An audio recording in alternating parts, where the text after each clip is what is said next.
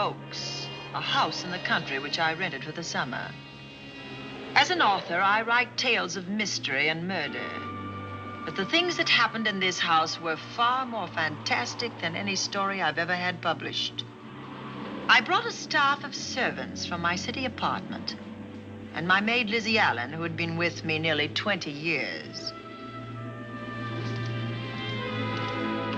Lizzie? Yes, Miss Cornelia. Is the car ready?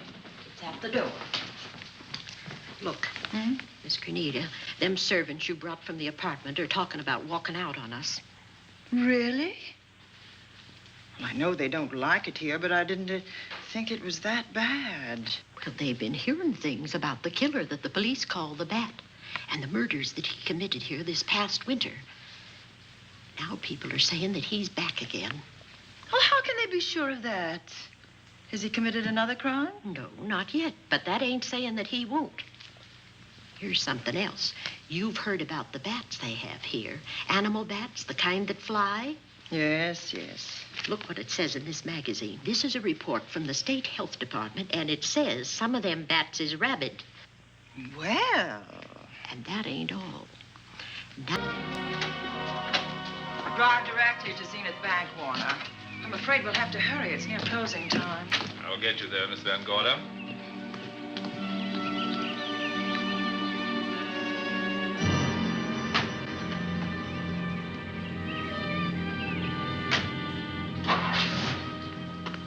Thanks again. Miss Van Gorder. How do you do, Mr. Barry? How are you? I'm very well, thank you. You remember Lizzie Allen? Of course. Hello, Miss Allen. How do you do? So you're spending the summer with us again? Yes, yes. I've leased the Oaks, the home of your bank president, John Fleming. I heard you had. I was surprised. Why? Is there something the matter with it? No. I was surprised because Mr. Fleming said he would never rent it. Oh? Well, I rented it from his nephew, Mark Fleming, who has the real estate office here. He said his uncle would be gone the entire summer. Well, that's right. Mr. Fleming's in the North Woods now with his physician, Dr. Wells. Oh, pardon me. Dale, I want you to meet my wife. We were married at Christmas time. That must have been nice. Believe me, it was. Oh, here she is. Oh, dear. My How wife, do you Miss do? Van Gorder, Miss Allen. How do you do, Mrs. How do you Bailey? do? Cornelia Van Gorder. Yes. Oh, well, I've read every murder mystery you've ever written. I just adored that weird one, The Private Morgue of Dr. X, even though it gave me the shivers. Only the shivers? Scared hell out of me. Oh. Well, I really mean that Miss Corney killed them off in that one. When you refer to my books, please don't call me Miss Corney. Pardon me, Mr. Bailey. Mr. Hines is here to see you. Oh, yes. Excuse me, please. Don't be strangers now. No, Oh, no, I we should won't. say not. Oh, so you're a bride. Well, not quite. Not since Christmas. No, I'm sure I've seen you. Well, I used to be my husband's secretary here in the bank. Of course I remember. May I welcome our most distinguished visitor back to Zenith? Oh, that's very charming, but, Lieutenant Anderson. Lieutenant Anderson, of course. Chief of Detectives of the Zenith Police Department. This is Miss Allen. Miss Allen? How do you do? Lieutenant Anderson is one of our favorite citizens. He's on the bank's board of directors. Not bad for a policeman. You must have made a good thing of it. Well, I saved my money, if that's what you mean. It's near closing time, and I've got some business in the safe deposit vault. Please come and see me, Mrs. Bailey. Oh, I'd love to. And you, Lieutenant. Thank you. Goodbye. Goodbye. Nice to meet you. My, what a charming woman. She moved into the Oaks just the other day. That house is a proper setting for a writer of mysteries. Oh, it certainly is. Vic, what's the matter? Come in here, both of you.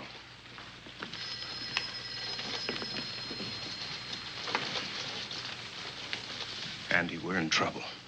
Wendell Hines came in to pick up $350,000 worth of bonds that we were holding as collateral for a loan. They were kept in our special vault. Mr. Fleming and I are the only officers of the bank who have access to that vault. So? The Hines bonds are gone.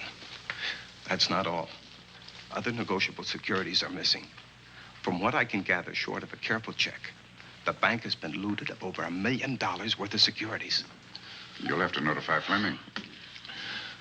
wish I could talk to him.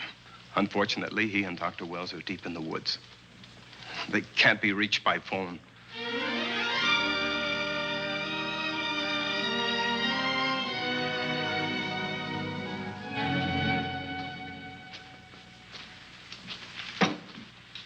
What is it?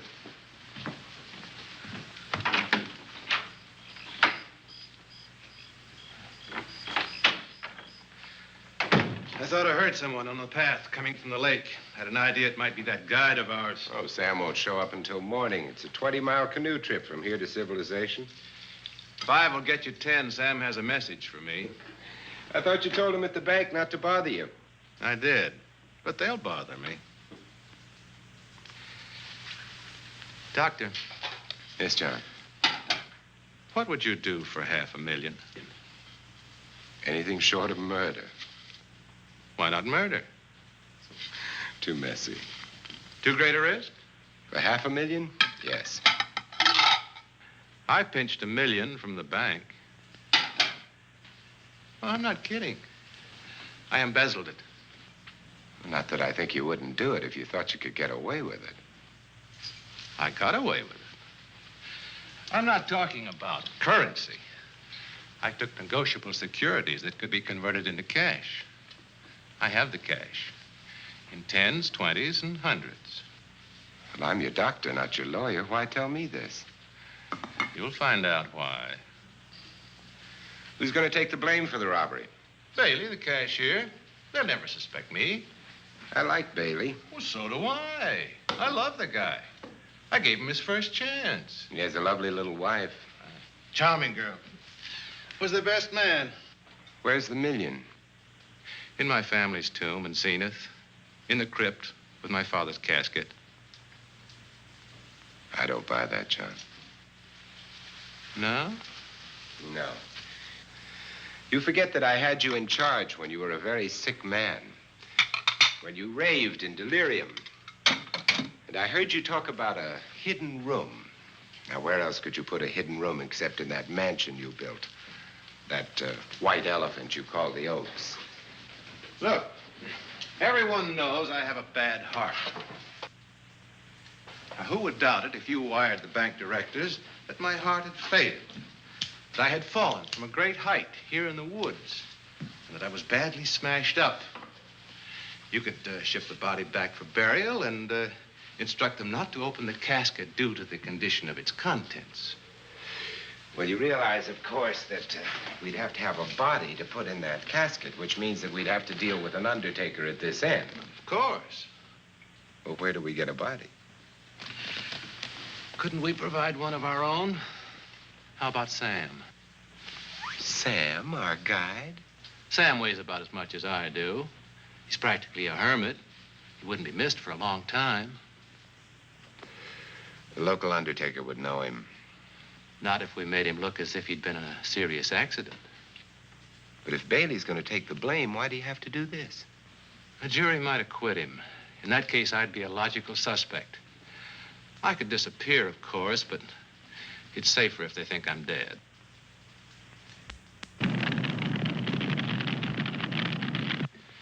What if I don't go for this deal? In that case, it would be too bad. You mean you'd kill me? What else could I do? Now that I've told you about the $1 million, I'd say you were shot in a hunting accident. Now, look, Doctor, if you can find another body instead of Sam's, it's all right with me. There's $500,000 in it for you. I'll do my best. I smell smoke. So do I. What's that noise? Look, Doctor, the woods are on fire. It's coming this way. We've got to get out of here. Out the back way. We will. As soon as I provide that body we were talking about.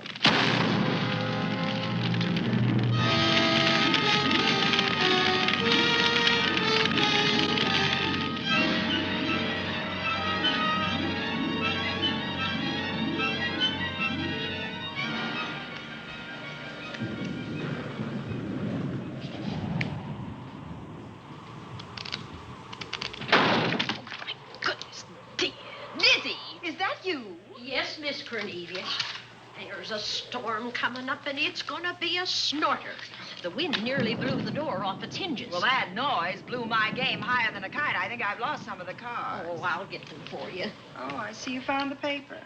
Drat that paper boy, scooting by on his bicycle, just chucked it into a clump of bushes and let it go at that. For land's sake, Mr. Vic Bailey's been arrested. Oh? I think. Victor Bailey, vice president and cashier of the Zenith Bank, was arraigned before United States Commissioner Alvin Fielding, charged with the embezzlement of over $1 million. I can't believe Vic Bailey had anything to do with that robbery. Oh, well, I see our landlord is home again. Landlord? Mr. Fleming. Dr. Malcolm Wells is back in town with the body of John Fleming, president of the Zenith Bank, who was killed in a forest fire. Mr. Fleming will be laid to rest in his family's tomb on Friday. And I hope he stays there. Well, why shouldn't he? Well, this is his house. And ever since he died, some funny things have happened here. For instance? The housekeeper, the cook, and the butler said that they heard strange noises at night. And the upstairs maid swore that she met a man without a face coming up the back stairs. Oh, so that's why they quit and left me to run this place without a staff. They didn't tell you, Miss Corney, but the truth is they were scared to stay. But you're still here, Lizzie. Haven't you seen anything? No. No, and even if I had, I ain't afraid of ghosts. They're afraid of me. Honest, Miss Corney, a spiritualist told me once that ghosts was allergic to me.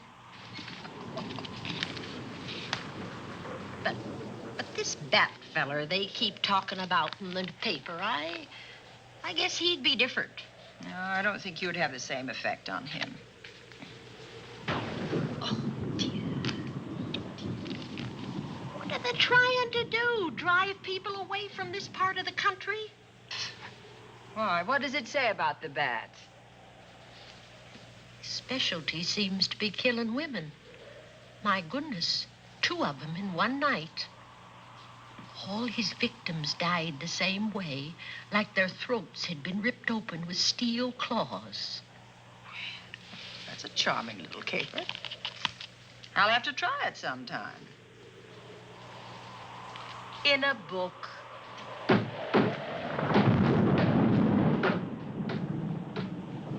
That ain't nothing, just something bumping against the house.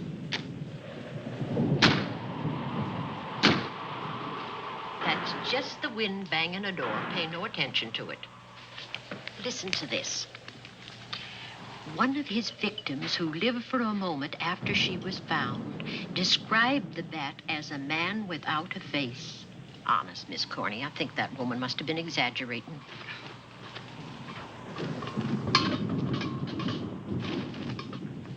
That's just that heavy tapestry at the top of the stairs. I know. I've heard it before on a windy night. That sounds as if there was someone on the stairs. I know there isn't. At least there shouldn't be. There ain't. Them's just the noises you hear in any old house on a windy night. It says here that the bat never leaves no fingerprints. That's understandable. Having no face, he probably has no fingers either. Lizzie!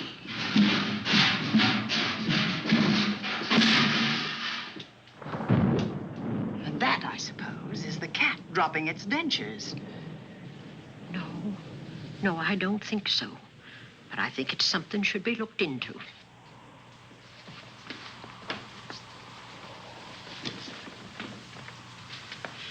Now, who chucked him down here? The wind, I hope. There must be a window open up there. No, Lizzie. Let him lay. Let him sleep it off. I hope the power lines don't go down, put the lights out. Now, we'll check the windows in the living room and draw the curtains, and then we'll go to bed. Yes, ma'am.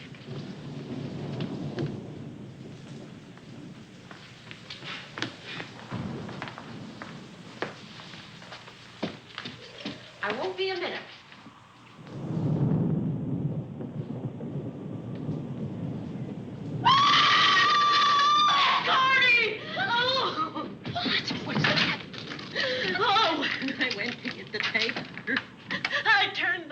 off. I forgot to turn it on again. He's out there. He was coming in. He might have got you. Oh, but he didn't, and he's still out there, thanks to you. Now, you hurry now, and we'll call the police. No, I won't leave you, Miss Corny. Are you okay? Yes, ma'am, I'm okay. Okay.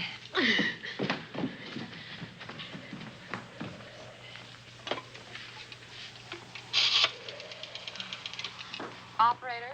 Give me the police department, please. Zenith Police Department. This is Cornelia Van Gorder. I'm living at the Oaks. We know about that, Miss Van Gorder. Just a moment ago, a man tried to force his way into this house. You're not alone there, are you? What about your servants? Well, I have none except my chauffeur, and he's away. He won't be back until the morning. Now, there's only 2 of us here tonight, and we're going to lock ourselves in my room. Now, if any of your men see anything, will you have them call me? I'll send officers over there right away. Oh, thank you very much. Come on, Lizzie. We're going to sleep in my room.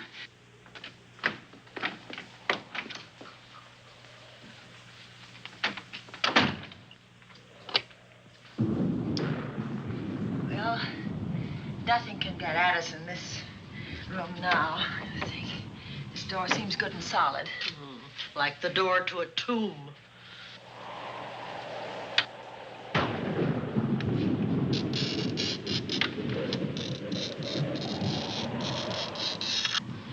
I think that couch will be comfortable. There's some extra bedding, you know. Yes, closet. Let's see now.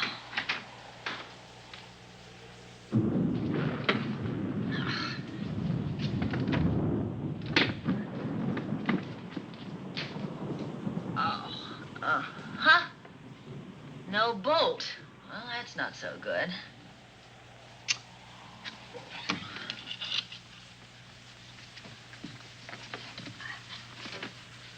Oh, what's that for?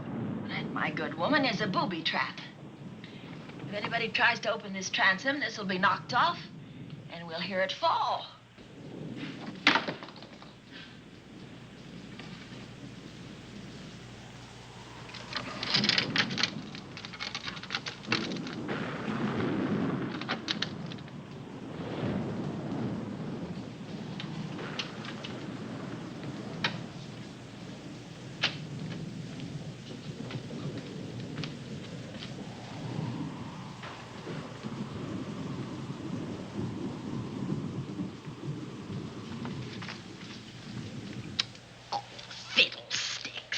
I forgot my night things, my robe, my gown, and my slippers. I'll go get them now. Now, wait a minute, Lizzie. I'll go with you. Now, don't you bother, Miss Cornelia. My room's just down the hall. Lizzie, I told you to wait. It's all right. I'll only be a second. Get in here. Get in here.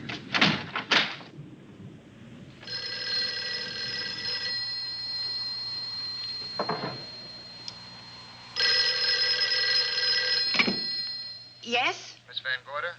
Yes? Zenith Police Department. There's a police car just outside your house, and the officers in it have reported that there's no sign of a prowler anywhere on the grounds. Well, the man's inside now. He's in the hall, just outside my bedroom. Have your men break through the kitchen door and search this place from top to bottom. Okay, Miss Van Gorder. Sit tight. I will. I have a gun, and I know how to use it.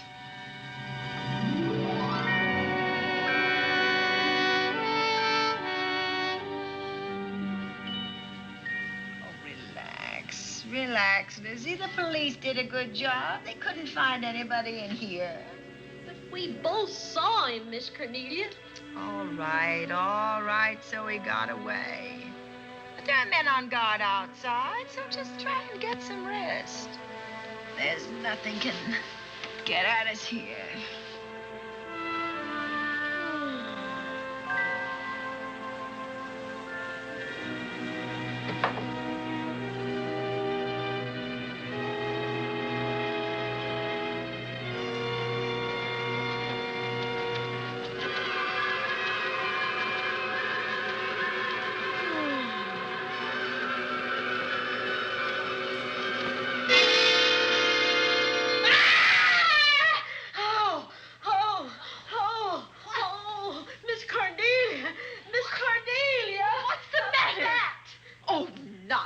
night you've had a nightmare. Maybe I did.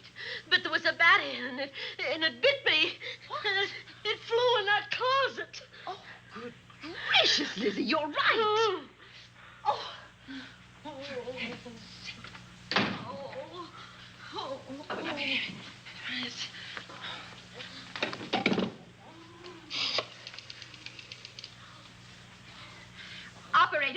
Operator, will you get me Dr. Malcolm Wells' office, please? No, I don't know his number, and I have no phone book up here, but this is an emergency. Will you connect me with his office, please? Oh, dear, I'm going to get the rabies. Hello? Hello? Dr. Wells' office? This is a call service. Dr. Wells is out at the moment, but if you'll give me your name and number, I'll try to locate him. Well, this is Miss Van Gorder of the Oaks. My maid has just been bitten by a bat that may be rabid, and she must have treatment as soon as possible. And I was told that Dr. Wells was the nearest physician. I'll try to find him for you, and if I can't, I'll send you another doctor. Oh, well, thank you very much. Oh, he's out on a case. Oh.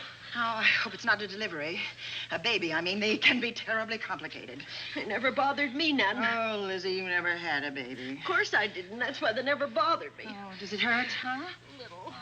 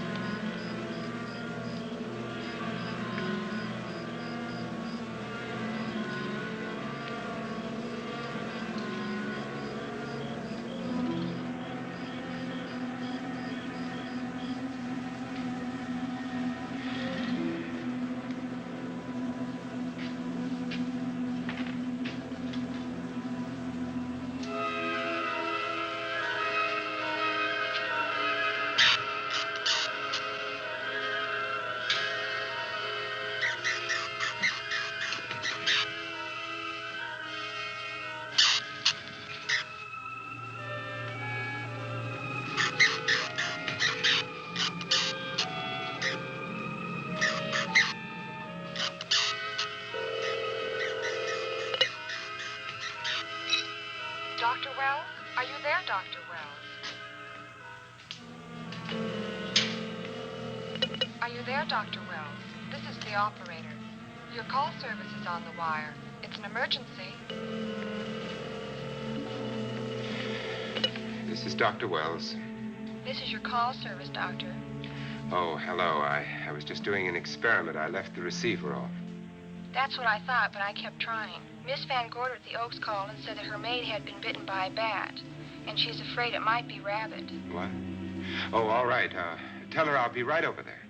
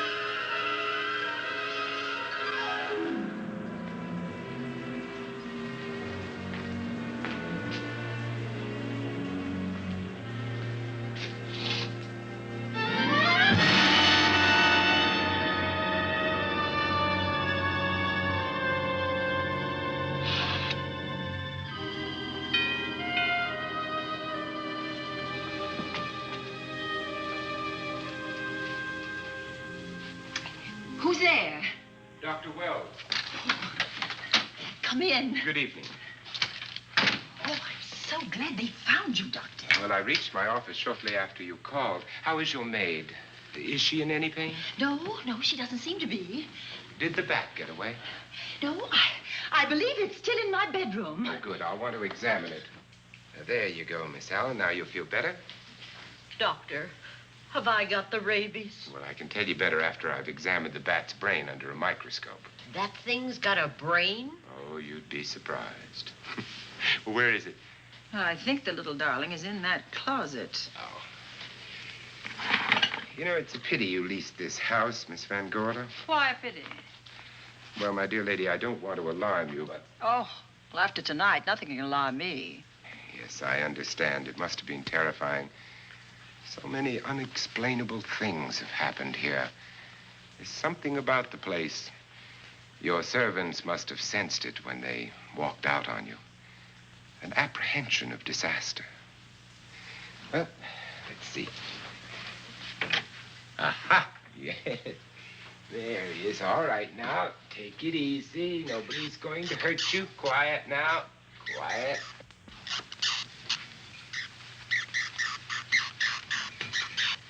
He looks quite normal. Doesn't seem to be sick at all. Oh, ain't that nice? I've been worried about him. Well, you should be. From his appearance, I'd say that he doesn't have any infection. In which case, you've had a narrow escape.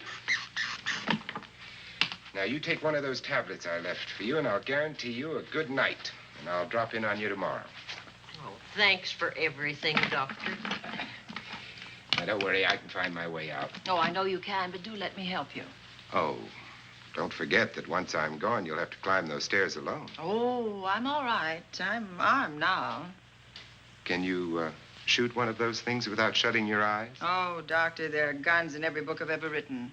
I don't write about things I'm unfamiliar with. Lock the door, Lizzie. Good night. Yes, ma'am. Good night, Doctor. Accident? No, the wind blew him down. Oh. I think. Oh. Did you know that young Mark Fleming leased you this house without notifying his uncle? No, I didn't. Well, it doesn't matter now. John Fleming is dead, and Mark's his heir. But if John were alive, he would warn you to leave here, Miss Van Gorder. Really? Yes. It's been a tragic place for anyone who ever lived in it. Well, good night. Good night, Doctor. Who's out there? Nobody you need worry about, Doctor. Oh, it's Andy. Oh. That's right. Oh, good evening, Miss Van Gorder. Good evening, Lieutenant. Somebody sick here? My maid was bitten by a bat. Oh?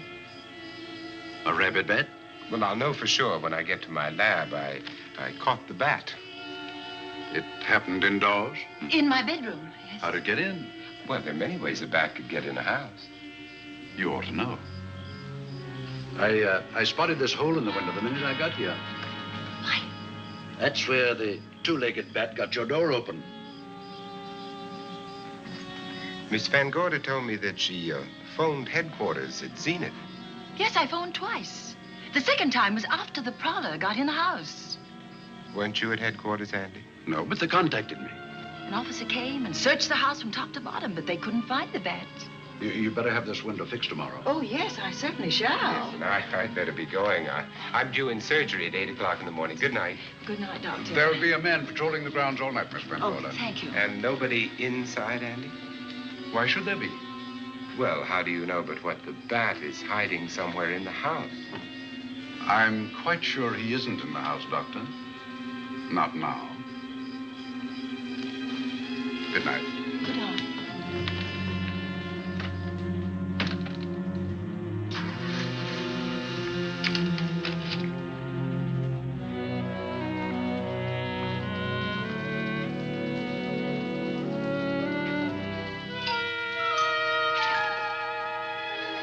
Hi, Andy. Hello, Mark. Well, congratulations. Real estate business must be picking up.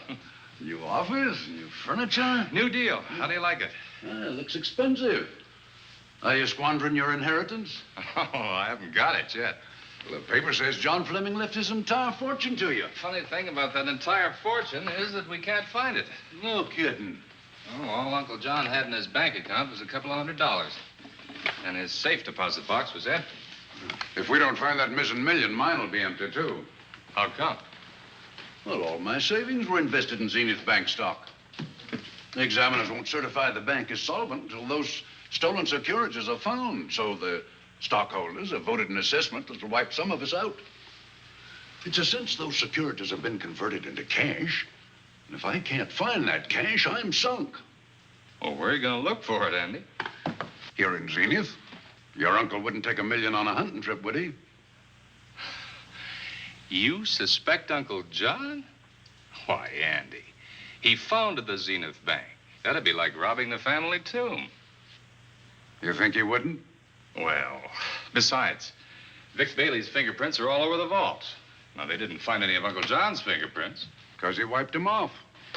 Can the defense prove that? They'll try to.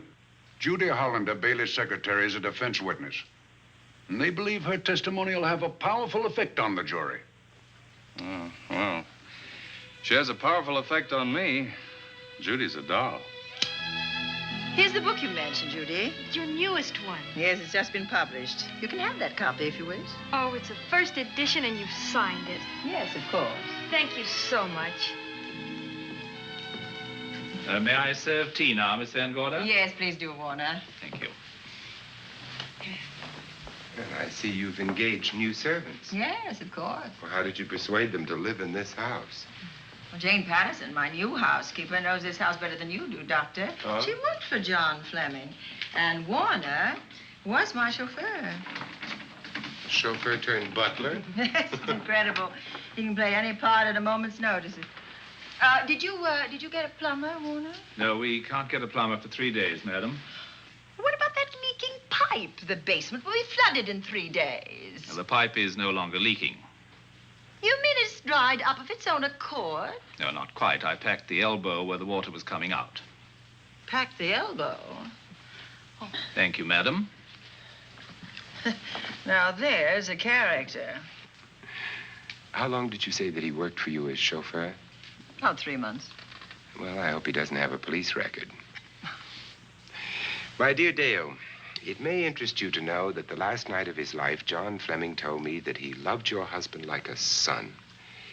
If Fleming were alive today, he would be fighting to prove Vic's innocence. Could Mr. Fleming prove his own innocence? Miss Van Gorder, can there be any doubt about it?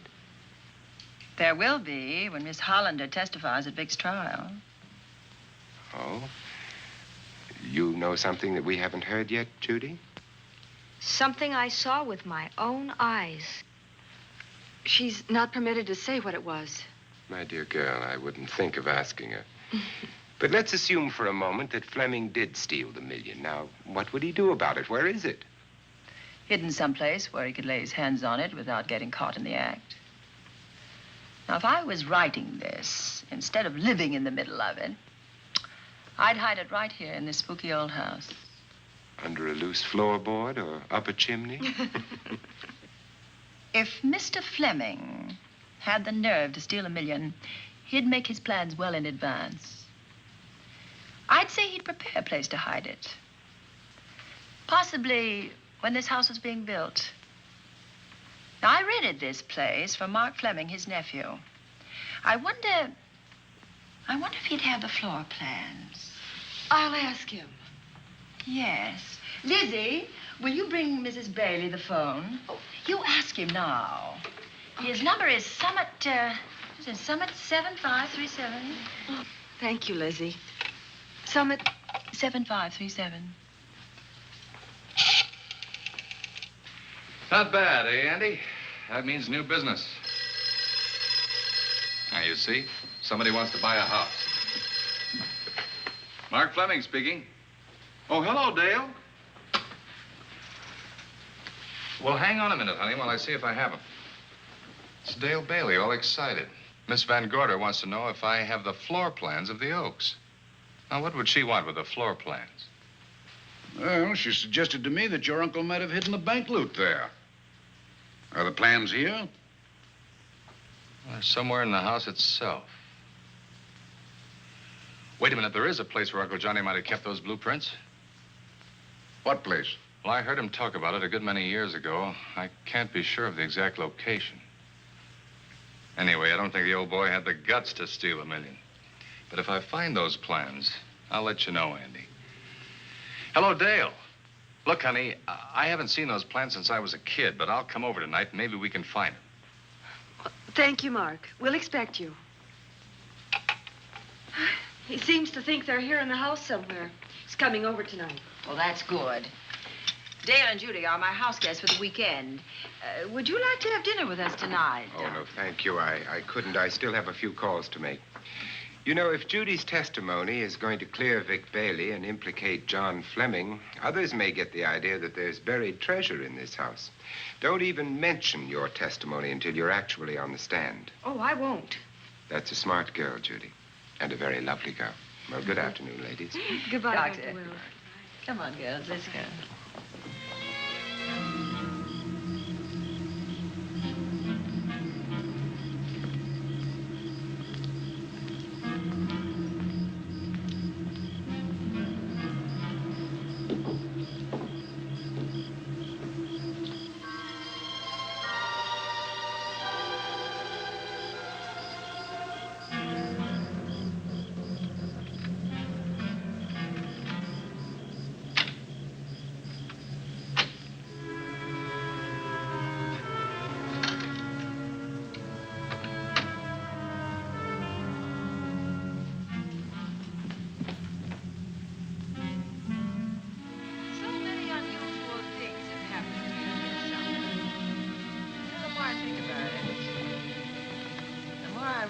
I should be putting them down on paper. Weren't you your husband's secretary, Dale? Yes, I was. Do you take shorthand? Well, my dear, if you'd like to have your mind occupied, I want you to work with me while I write the story of this fantastic criminal, the Bat.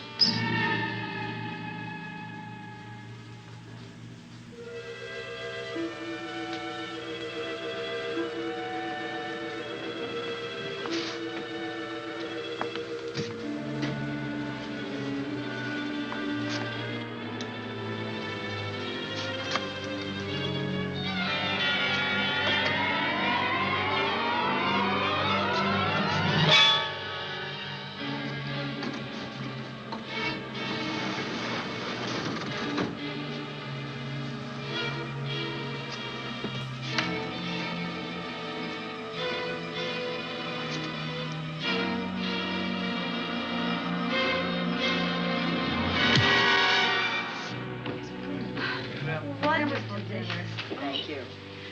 It's really nice. A good dinner, Lizzie. As usual. Wonderful. Oh, what a lovely piece of silver. It's an original, isn't it? Yes, they still use them in England for buffet breakfasts.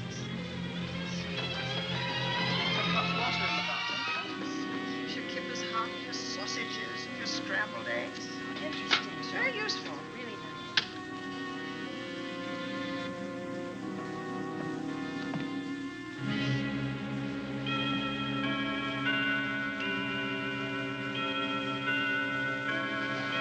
Clock hasn't struck the hour in the last 10 years, if I'm to believe what Mark Fleming told me. Why is it angled away from the wall like that? I don't know. Somebody must have moved it. Lizzie, very likely when she was dusting. Wait a minute. Did you know there's a door in this paneling? No, I didn't. Oh, my gracious, so there is. Maybe it opens to a secret passage. Oh. Well, certainly to a secret something. Right? Who knows, girls? We'll be about to stumble on that missing million. Oh, this is... Oh. There's a panel. There must be some gimmick to it. There always is. Yes, it moves. It moves. It moves. Oh.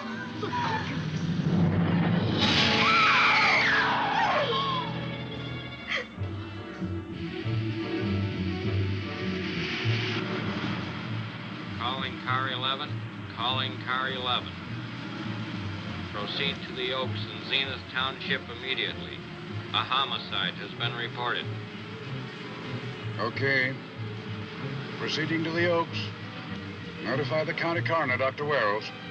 Tell him to come to the Oaks at once.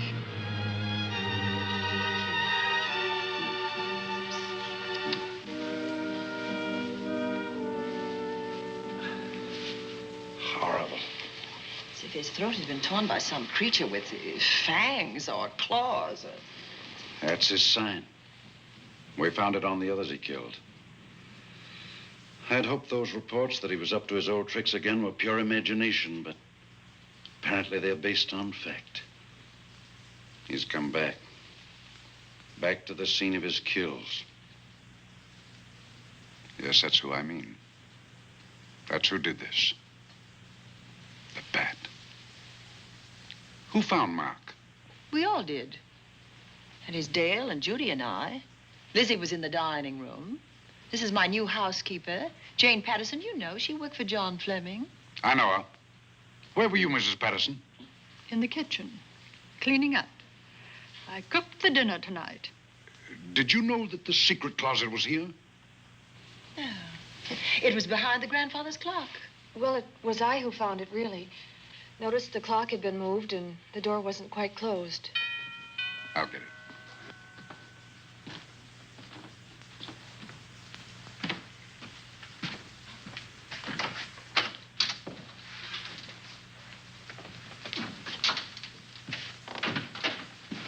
Who is it?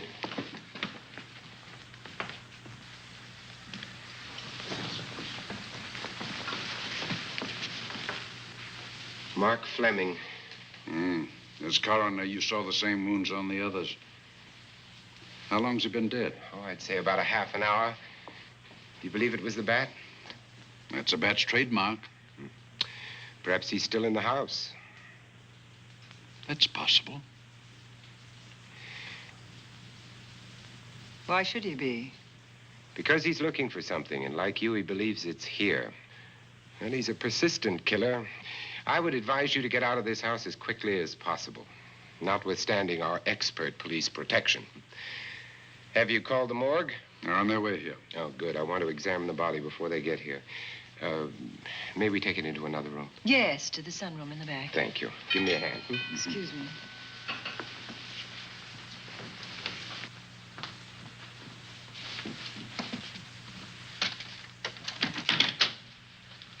Oh, Warner, where have you been? Well, madam, has there been an accident? There's been a murder. Mark Fleming, the young man from whom I leased this place, was killed here tonight. They know who did it? Well, they believe it was the bat. I'm sorry I had to use the front door, Miss Van Gorder, but I forgot my keys, and when I rang the bell at the kitchen door, there was no response. Oh, this is Warner, Lieutenant. He's my butler. He was my chauffeur. Why did you promote him? Well, it's very difficult to find a butler. They don't like service in the country. Have you been a butler before? I've served in many capacities, sir, but this was my night off, and I forgot my keys. I heard that part. What time did you leave the house tonight? Oh, about 6:30. I had dinner at Wiley's Roadhouse. Can you prove where you spent the rest of the evening? I can try. Try hard. And don't leave the house. I'll get to you later. Very good, sir. I shall be in my room, Miss Van Gorder, if you need me. Yes, Warner. Surely you don't think he's... Warren and I have met before. I can't recall where or when, but I will.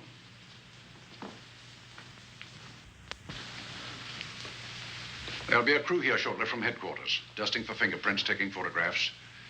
But in the meantime, Mrs. Patterson, you aren't leaving the house tonight, are you? No, Lieutenant. Don't. I'll talk to you in the morning. Good night. Good night, sir. Good night, Miss Van Gorder. Dale, I was with Mark Fleming this afternoon when you talked to him about the floor plans of this house. I heard him tell you he was coming here tonight. Dale called him at my request. She told me he was coming. Who else heard her tell you that? Judy, Lizzie. And that nice Dr. Wells. Dr. Wells. There are a few killers who kill for the fun of it. The bat very likely is a mental case, and I'm convinced that his crimes are motivated by his mania for personal gain. There's $1 million at large, and he's going to keep on hunting for it until he lays his hands on it. Now, these young ladies are staying here tonight? Yes, they're my house guests. Well, when my crew arrives, we'll be busy for a while, so I'd suggest that we go to our rooms? That's a very good idea. Come on, girls.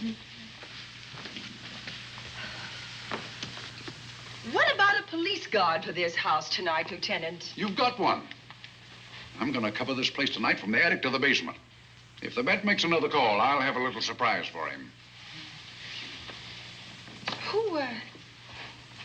Who is he? Have you any idea?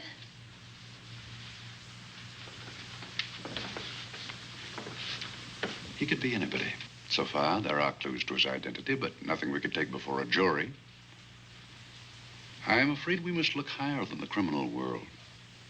He may be a merchant, lawyer, doctor, scientist, one of the pillars of his community. Ladies, lock your doors tonight. Stay behind them. I promise you you'll be safe. Good night. Good night, Lieutenant. Good night.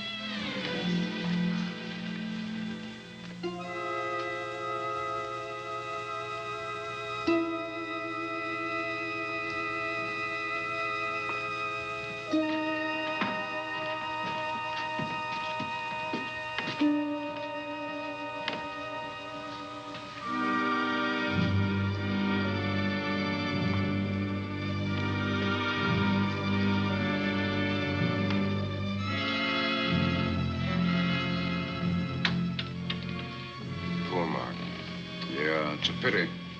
So young. Well, Doctor, do you agree it was the bat? In my report, I shall say the death was caused by the same technique used in the other killings. A paralyzing blow to the throat, followed by severe lacerations of the jugular, resulting in excessive hemorrhage. In a layman's language, he didn't know what hit him. Oh, he knew. But he didn't have time to think about it.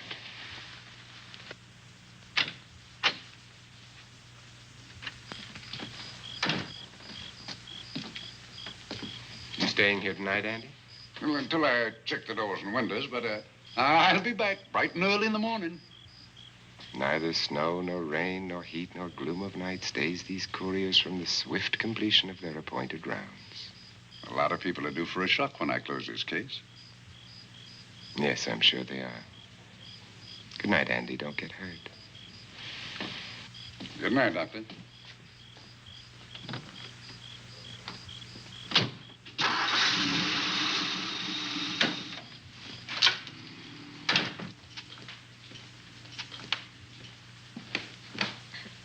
You know, I think we'd better let you get some sleep. Oh, well, Lizzie and I share this room for mutual protection. You know, one night, a storm blew the wires down, put the lights out, and I went out the next day and bought a half a dozen of these things. You better take one with you, Dale. Oh, thank you. We'll go across the hall now. Are you sure there's nothing else you need? Oh, no. Quite sure. We'll be all right. Well, if anything bothers you, you just sing out, and two strong women will come to your rescue.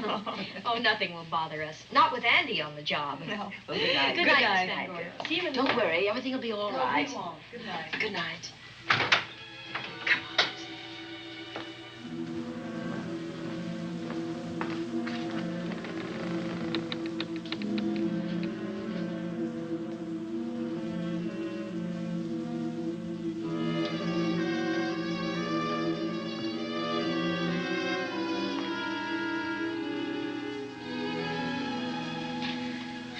I don't think I'll sleep tonight. Me neither. All I can see is poor Mark Fleming staring at us. I thought that when people died, their eyes closed, as in sleep. Don't think about it. I'll bet you're thinking about it. No, I was thinking of my poor husband sleeping in jail tonight. Oh, Judy, I love him so much.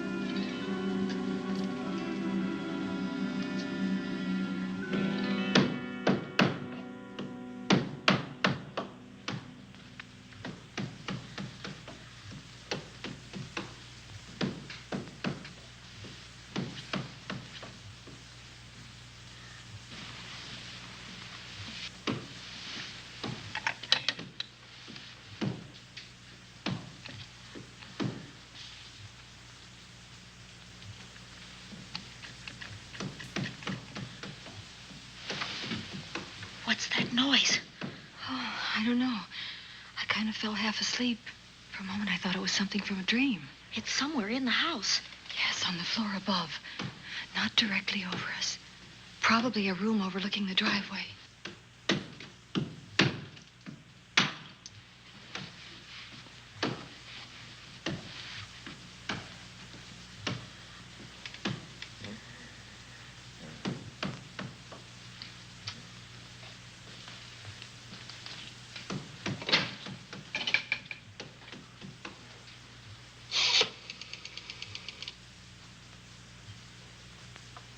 Should we call Miss Van Gorder?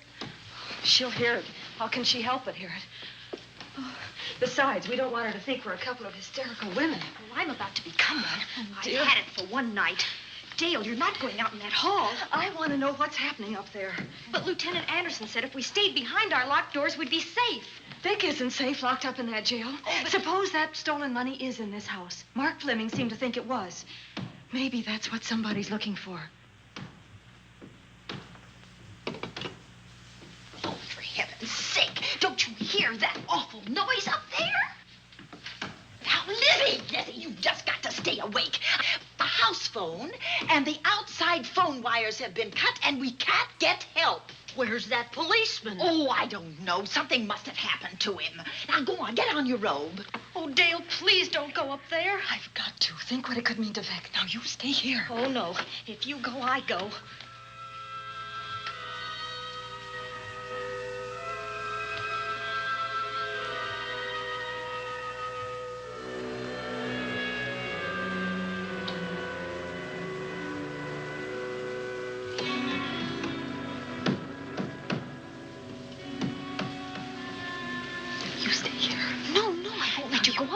You wait here. I'm going to see what it is. Oh, please let me go with you. Judy, will you warn me if anyone comes? I'll only be a moment.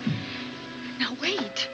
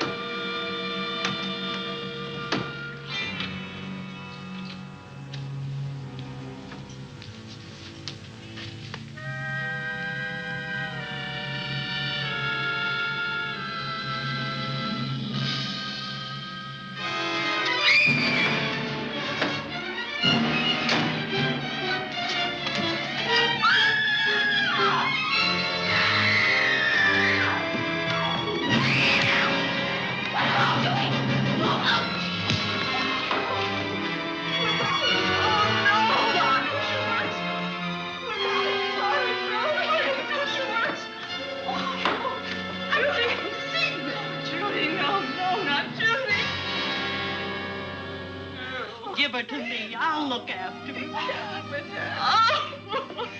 Oh, Dale.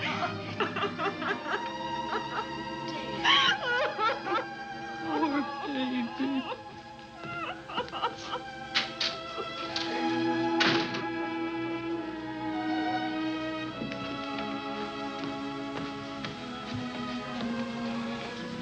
Judy.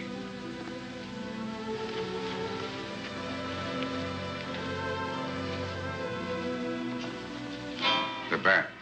Yes, the bat. He caught her at the head of the stairs. We saw him rushing down the stairs as we came out of the room. I hurled that after him.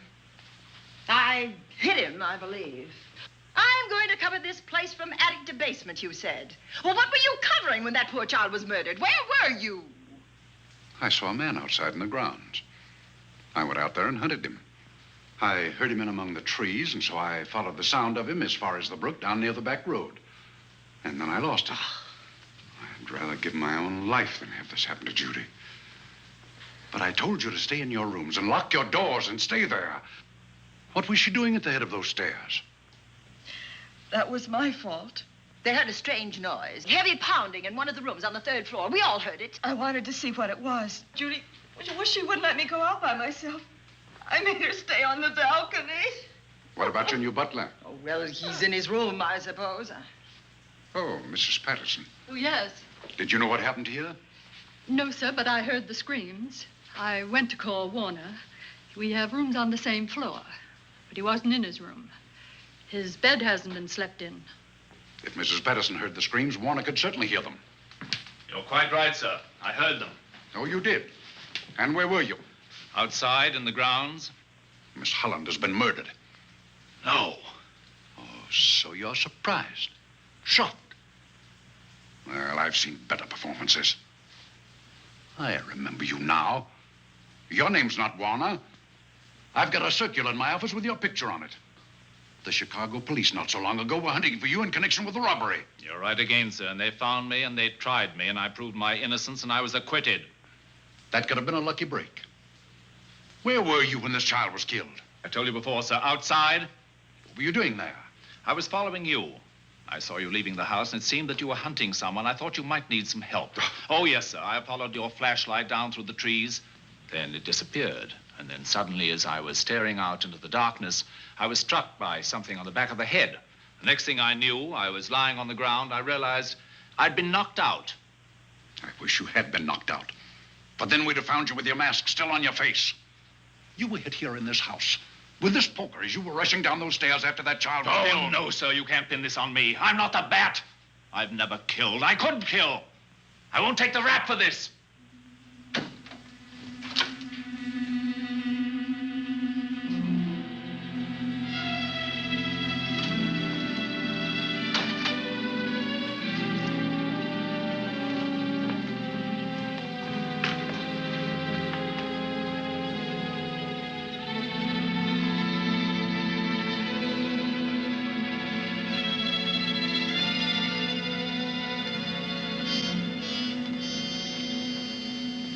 Doctor.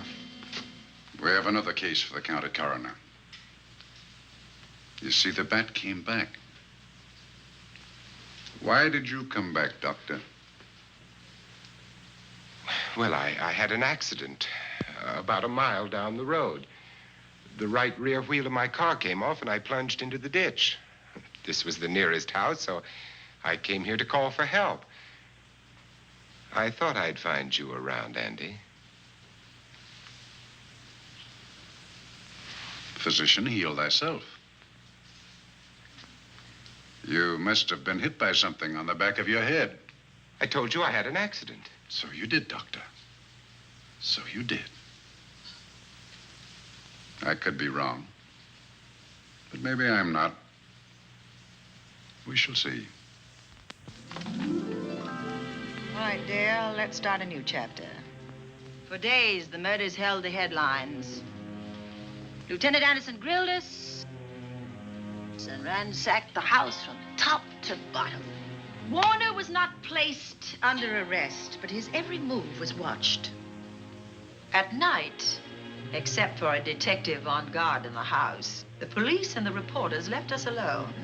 And on one of those nights, without telling Lizzie or anyone else, I pursued a secret investigation of my own.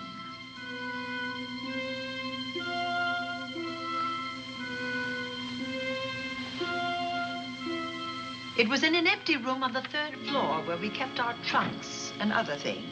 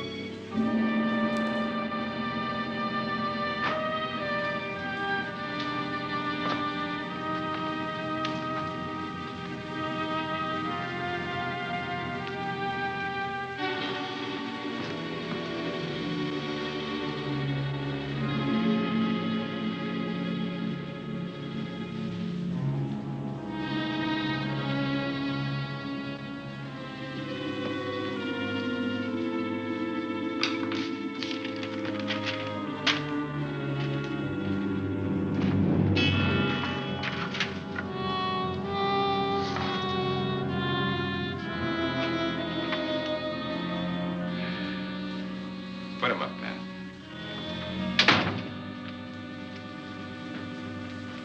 It's a bright idea to kill me in my own lab and let people think that I'm the bat.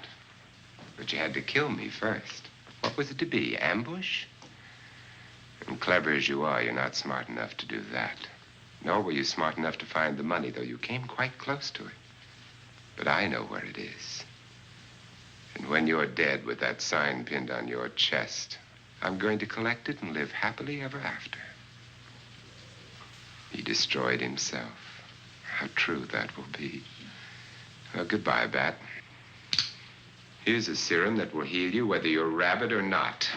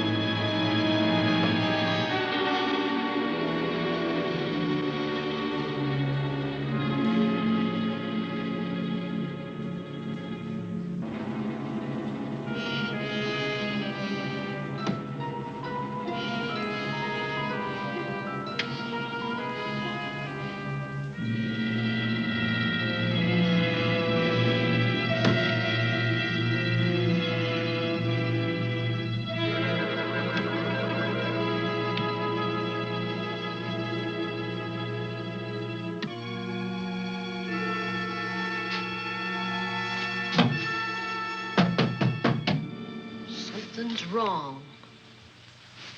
Something's wrong.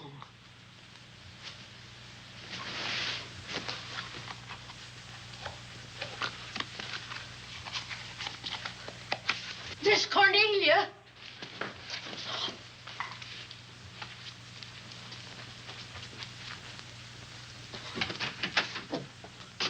Miss Cornelia!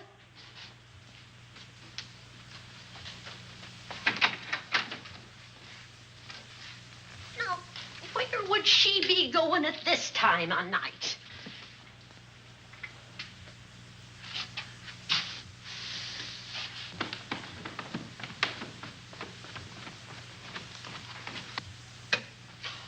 Well, land's sake.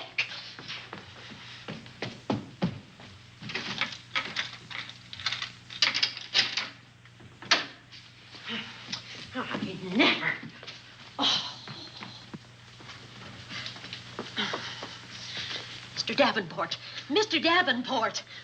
Oh, a fine thing. The door unbolted, the chain off, and you asleep on the job. Wait till Lieutenant Anderson hears about this. Come on, wake up. What's the matter with you? I don't know. My head hurts. My whole body's numb. Here, take a sip of this. Try to snap out of it. I'll be back in a minute.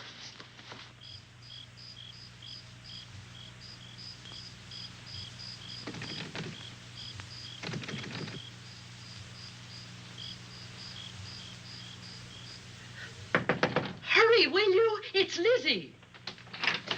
I'm terribly worried. I can't find Miss Cornelia anywhere, and something's happened to the policeman. I don't know what. Get Warner. Bring him to the drawing room. Tell him we need him.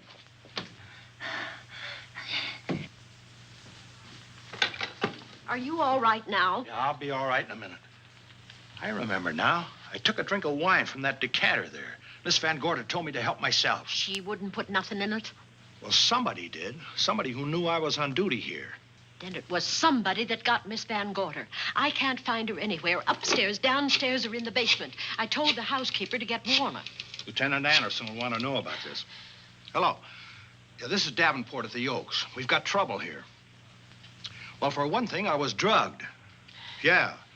But I must have been knocked out because the maid tells me Miss Van Gorder is missing. Well, you better call Anderson and let him know.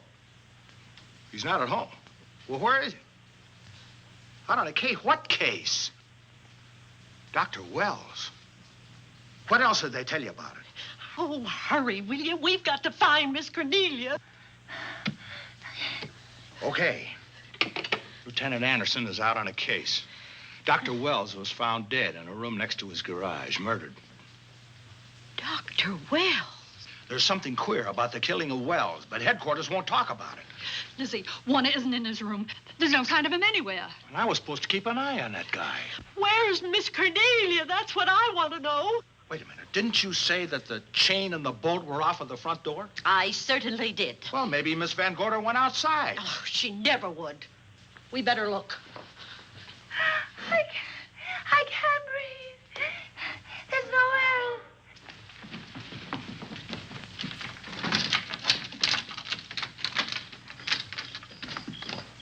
Miss Cornelia. Oh, Miss Van Miss Gorder. Cornelia. Miss Cornelia. Miss Van Gorder. Look. There's a light in that room on the 3rd floor. Were you up there tonight? Well, of course I was, but I turned the lights out before I came downstairs. And Miss Cornelia might have turned them on again. That's why we're going to look first. Come on.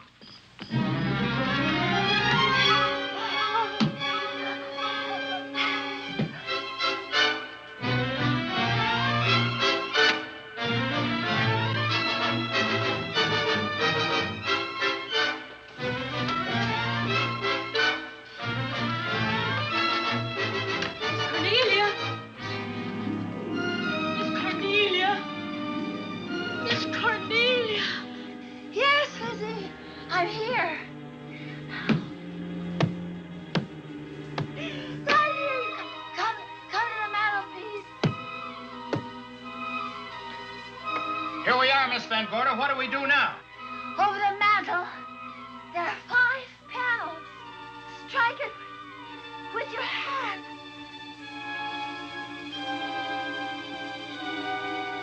Which panel did you say, Miss Van Gorder? Oh, I can't.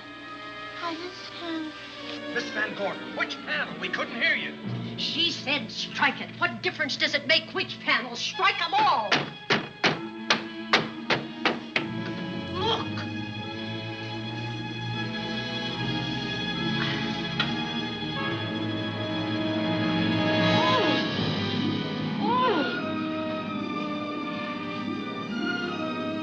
Oh, it's all right now.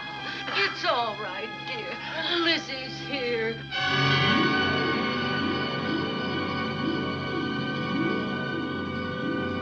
Feeling better? Yes, much better. We'll take you to your room. Oh, no, you won't. I'm going to stay right here. I'm quite all right. Oh, how blessed it is to breathe without an effort. You know, no one knows how sweet the air can taste until someone shuts it off for a moment. That room is just like a box. When the mantelpiece closed, it seemed like all the air was drawn out of it. Look, there it goes again. Let it close. I can open it from in here. There's a control panel behind this blueprint. Electric motor under the trap door here. Once the door is open, you can keep it that way. I believe that the fireplace in this other room opens the same way. And it does. I tried to find this, but I couldn't find it. Yeah, it was back at this blueprint here. Well, it's quite a setup. Too bad we can't open that safe in the same way. Take an expert to crack this box or a shot of nitro. Oh, maybe that's what the bat had in mind. Could be. Seems he's on the prowl tonight. Miss Van Gorder, Warner has disappeared. And Dr. Wells has been murdered. Dr. Wells? Lieutenant Anderson's on that case right now. Well, does he know what happened here tonight? They got word to him. He'll be here any minute.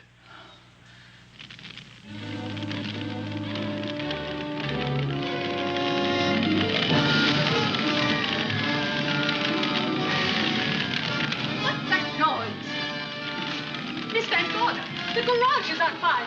Scott, look at that. Lizzie, put that light out in the other room. Now, where are you going? to report the fire. Well, you just stay right here. But Miss Van Gorder, the garage. Well, let it burn. You watch the stair. Can't you see that fire was set to get us out of the house? Out of the house? Were you talking about the... Yes, I'm talking about the bat. Now that the lights are out, he'll think his trick has worked, and we've gone. He'll be here any minute. Well, so will Lieutenant Anderson. I hope so, but the bat will be here first. And he'll kill again if we're in his way. We've got to be as clever as he is.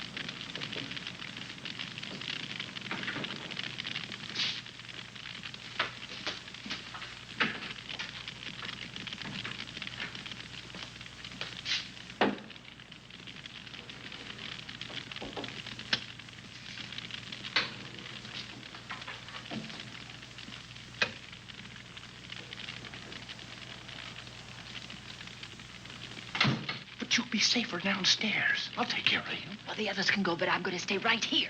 All right, but get out of sight.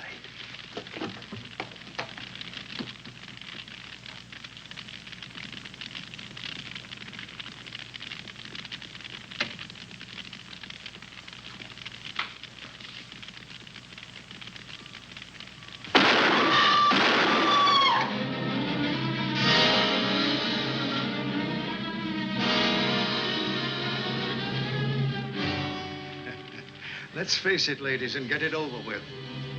Others have seen my face before they died, but I'll have to deny you that pleasure. This would make a good scene for your book, Miss Van Gorder, but I'm afraid you'll never write it.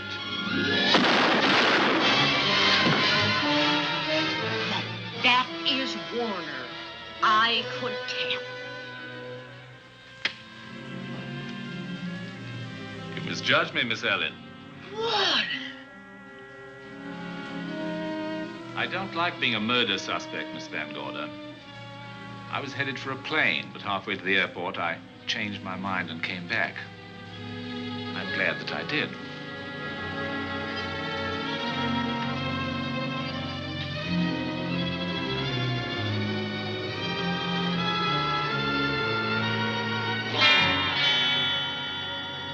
Why, it's Lieutenant Anderson.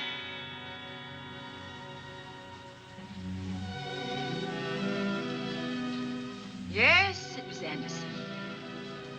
He'd discovered the secret of the hidden room and was waiting to get into it and open up the safe.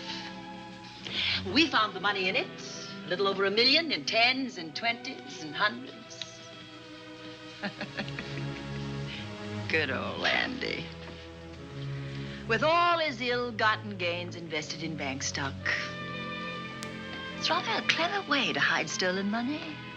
In the open, as it were, and so respectable. But don't try it. No matter how clever you are, you can't hide murder.